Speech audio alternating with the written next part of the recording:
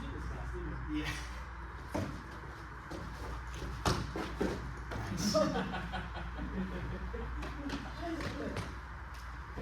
That was fun. In case you missed Dolan's unarmed defense. So, what are we doing different than you guys? You guys are moving way less. You're waiting You guys until. don't like bend your knees or you're just walking. There, that's the magic word. You're walking. You're also walking at a consistent angle around the opponent with your knife kind of leaning. You never have to attack as the servants attack you, and then you rebound into it when you just. Part of it, yeah, most of it. So that one, that was the walking. Yeah, that's the big one. So he mentioned also that our knife is always pointed. So in Apache Knife, the warrior stance is here. We hide behind the knife. So if I make a cut, that point is still at me. If I make a cut up, that point is still at you. Right? I'm not pointing up so that my tip is up there because what good is that? I don't cut down here and my tip is pointing this way. Cut, it's you. Cut, it's at you. You any one-armed sword. This is crucial. Because if I cut and I miss him and now he's coming back in, too bad. So that part is key. Welcome. You want to get sparred real quick? The spar, let's teach them at the end. Okay. So, yeah. So,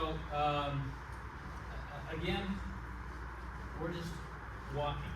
Now, Red used to not point this out at all. But this is really part of what makes Apache Knife different. And so you guys are all sports people, so you notice that you're fighting a lot like this, right? Which makes it hard to do some of the sudden turns and stuff that we use. Anybody take marching? Anybody in the military? Battery. No, you did marching, right? Yes. Yeah. Okay, well, in marching, you know, if I'm walking along and I need to go this way, I can just turn and go this way. I can go back the other way, I can turn and go this way. I can pivot at any moment and turn. And once you learn how to do a sudden sharp turn or a turning out this way, you're crossing your feet a lot. This. And that's fairly common. You know, we all don't think about walking, right?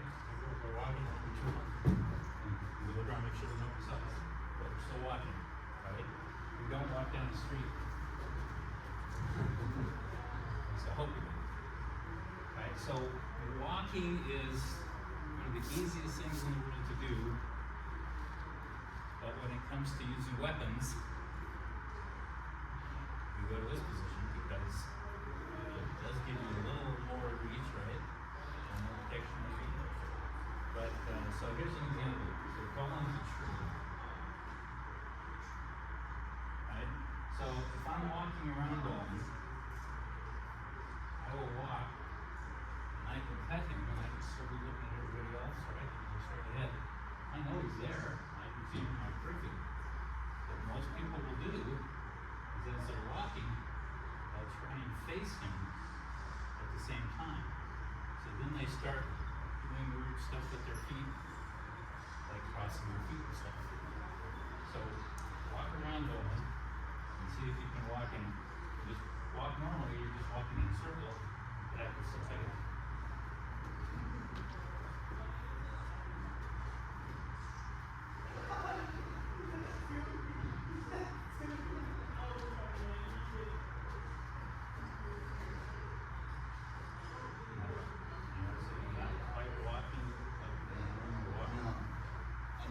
Stuttering my steps a bit because I don't want to change the posture. If I extend too much, I change the direction of my hips. Oh, yeah.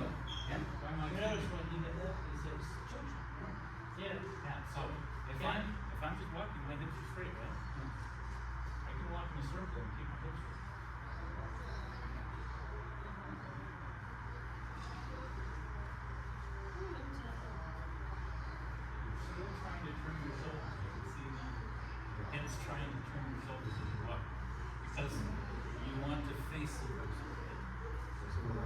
So, like, again, watch my body.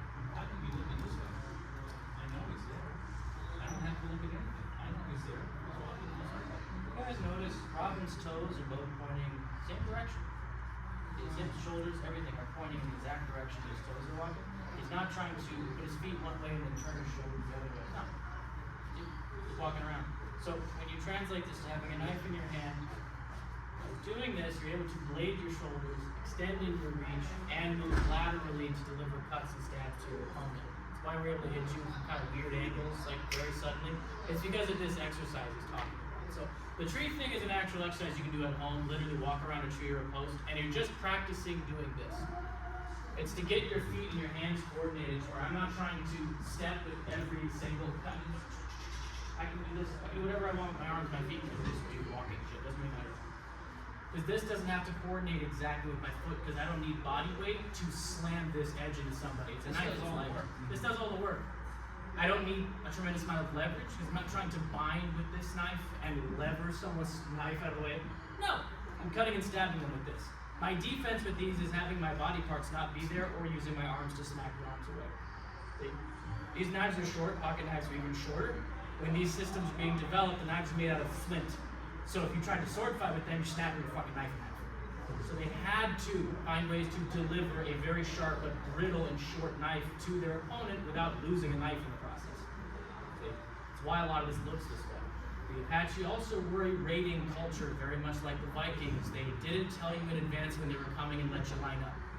They snuck up on you at dawn, killed as many as you could have, took your livestock, fucked up. That's what they did. If they were engaged in warfare, they would ambush people, which means they had to be able to sprint, climb up rocks, hide behind trees while they're being shot at, while killing people with knives and war clubs and shit. So the footwork has to reflect that level of mobility and that ability to change direction and tactics really, really fast. That's why this doesn't really exist in this system. They didn't fight like that. They didn't need to. It wasn't what they were trying to do. You know? They were trying to do what they had to do and survive. They valued life, especially throwing people's lives, tremendously. So staying safe during conflict was really important. That and the only body armor they had was like little bones and shit. Not real good against musket balls and sabers and shit. So that's why we're relatively good at moving our bodies out of the way of stuff. It's designed for people that didn't have access to chainmail plate armor, fucking Kevlar, you get the idea. Okay. So that tree drill he's talking about, if you practice at home, it will help you with the feet part of this if you're into this sort of thing. Can I show you something? Yeah. So to add on to that linear straight. That's thank you. That's circular motion. This is a technique called downward wind. If anybody knows how to do a moulinet, this is a moulinet. There's very little difference. Okay. So this is called a downward wind cut. My cut starts from this position. It comes up past my ear. It snaps down with my point forward, and then it comes back to me. So I'm not doing this. Just doing this. Boom, boom, boom. So it's a cut that you can throw really fast in succession. You can snap it and then stab into somebody. And frame the elbow down like this. From the elbow, very good. Elbow and shoulder. Here's why. This handguard, it's not for their knife, it's for my hand, so I don't lose my fingers. Okay. So in order for me to not get my hand sliced off at the exact moment I cut their hand, I have to be able to cut, and this entire arm has to clear out of that line of attack for them. If I had something with a lot of hand protection, then I'd be cutting from the wrist because they're not going to countercut my hand with a basket hook or something in the way or an elbow. This, none of those. Okay? So, excellent point. Shoulder, elbow. Wrist has like a little bit to do with it. It just adds a little extra snap into the cut. But the shoulder and the elbow are necessary to clear it out afterwards and to get the cut on line with the target, which is going to be, in this case, their hand. So this is how you apply the downward wind. If Robin and I are fighting, and I want to cut Robin's hand, I can just try to attack it directly, but I have to get past the point of his knife, which means that's probably going to occur. Some version of it, very fucked up. So I want to lure his hand into a position where the point is no longer endangering my hand and I go to cut him. The way I do that is I utilize a movement that we call the canyon, which is basically this. It looks like I'm pretending to be a bird, but what it's doing is it's inviting cuts and stabs to my torso because my arms are sticking out this way. And I can angle it to where I stick this hand out, which makes him want to cut it. And then I close the canyon, and this is where my downward wind comes in. So now I'm looking at his knuckles, not the point of his knife, because the point of the knife went over here. And look where my feet are. They're both pointing in the same direction, just like that little tree thing we just did. So now I walk around the tree while I cut Robin's hand. See? And now I've cleared out a range of his counter cut because I'm assuming there's going to be more than one cut in this exchange unless that happens to take a tendon out and cool, right on his hands and stuff. But I'm betting on the fact that's probably not going to happen, just as an insurance policy. I assume they're always going to swing back at me. So I have my knife here. I want that hand. I open this up so he swings at it. I move my shoulder to clear this. I don't just move my wrist, because if I do that, he's still going to hit my arm. Wrist isn't good enough. Shoulder, elbow. I go under, I rotate my body. Now look where this is. My shoulder is pointing at his hand, which means if my arm's in line with my shoulder, I don't need to look at his hand. I know I can hit it. So this is it. It's here. Boom. And then I take several steps. I let my hand while I was looking at the next one. Yeah, bear in mind that also. Not a dueling system specifically. It's meant for warfare. So, If you come to my class next, the sword and card, the Scottish way of fighting and the Apache way of fighting, really similar because they were both not dueling systems. yeah. Skirmish. Yep, melee. We'll get there. Glad you remembered from last time. Good job. Okay, so here's what I want you guys to do. You're going to grab a partner. We're just going to drill this back and forth. So partner A is going to do the downward wind. Partner B, your job is to fall for the little trick they set up and let them cut you. Okay? So I throw this out towards my opponent so they swing at it. I bring my arm underneath. I turn my body. I cut down. And then I take at least 3 steps.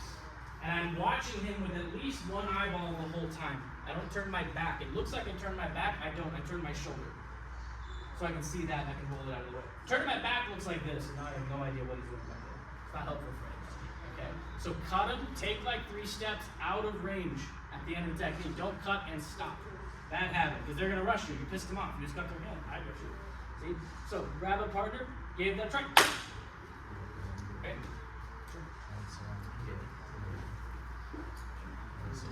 Alright, first we're gonna be cut. I might come out here.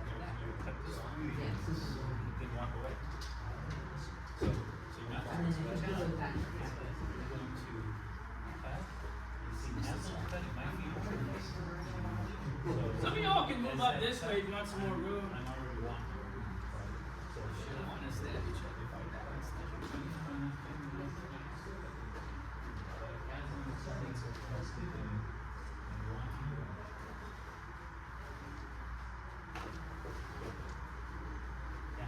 So it's as it cuts coming to time. Not bad. So, candy looks like so much. See how it's still the reason is I don't know what he's gonna do when I do this. He might cut my hand, he might stab me in the heart. I don't know. So I have my point forward so that whatever happens, I might oh shit, boom, my point's already here. It's right here. I don't have to worry about being here lifting it. That's right here. Let's go shit. I go here, I cut him, I go hammer this, and then I do a lot of things because I'm set up. So I keep my point on it. The other thing I do is when I do this candy, if I want him to cut my hand, I have to give him a reason why I do it. So I need this knife close to his hand. I need to put it in range. If I leave it out of range, he's not going to swing at this unless he's really done. Here he's more likely to stab me in the chest, which is fine. But if I want to beat out that hand so I can cut it, I stick it in range so that it's the closest target for him to cut. So it's more likely he'll go for this way. Now I'm in a position where I can cut this. But also look at my feet. Probably I'm going to review this. Look at this. Look at my feet. Nice. I just run it. So I'm not cutting and then and he's gonna charge me. I do this, he grabs a hold of me right now, then I eat his knife. I'm not eating his knife. If I cut it, fine. Now he has to run at me if he wants to. Where's your setup from the canyon? So over here. Boom. So he cuts this. Boom. Now There you go. Because Sorry. it may not have done you real good. So I'm coming at you. I fake it and yeah, I rock my arm down and that kind of swings my shoulder so he gets me ready for me. So all together it looks like it has maybe 2 steps. His brother becomes like, oh, you got Right. something. So we'll put that in range so he looks at it and then it's turned. Boom. So it's good. Yes. Movement. Yes. All right. Yeah. I really like that. Yes. Already moving here. Yeah. See that? But, Because whether Yeah. it gets or not,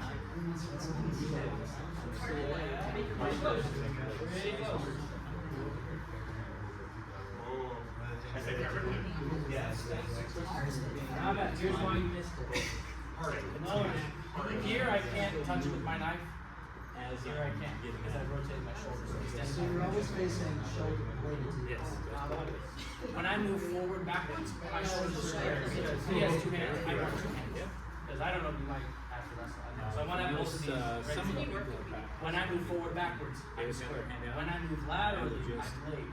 So when I move to the side of this cut, that's when I blade my shoulder. And So I'm not not necessarily cutting, but because their hand was What I up, never do I was able to slide is around their go hand. forward, make my shoulders bladed, because now it's really easy for him to get behind me. That's not good. Right, but we had five Similarly, when I move laterally, I don't try to keep my shoulders square and do it, because that's how you end up crossing your feet. You can do that by shuffling, but it's very slow, and it's easy to get stacked center mass in the body, because all these guts are kind of pointing. So, generally speaking, when I move around the guy, then I'll blade. The hand moves first. I charge him,